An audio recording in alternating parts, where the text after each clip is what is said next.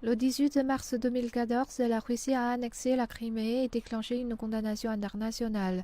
Moscou l'appelle la réunification de la Crimée avec la Russie.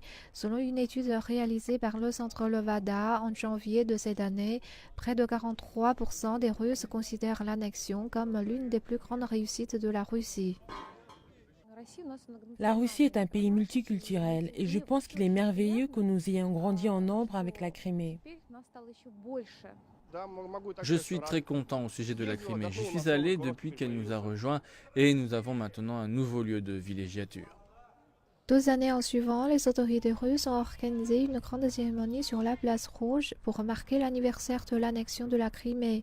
Toutefois, cette année, cette cérémonie aura lieu loin du centre et le concert a changé de nom en passant d'un nom avec une connotation politique «Nous sommes ensemble» à quelque chose de plus neutre avec «Printemps».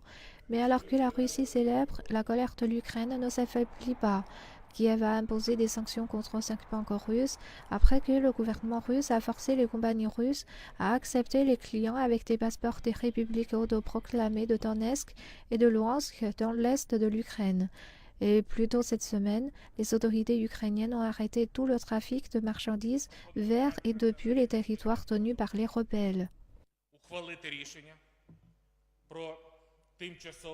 Je suggère que le Conseil national pour la sécurité et la défense approuve la décision sur l'arrêt total temporaire des liaisons de transport, pas seulement les voies ferrées, mais avec le territoire occupé. Ce sera en vigueur jusqu'à ce que les occupants rendent les actifs ukrainiens volés sous juridiction ukrainienne.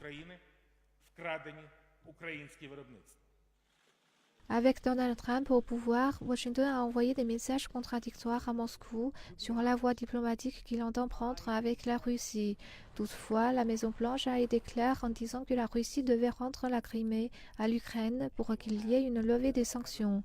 Cela restera probablement un point de friction puisque la Russie a déjà dit qu'elle ne comptait pas rendre la Crimée.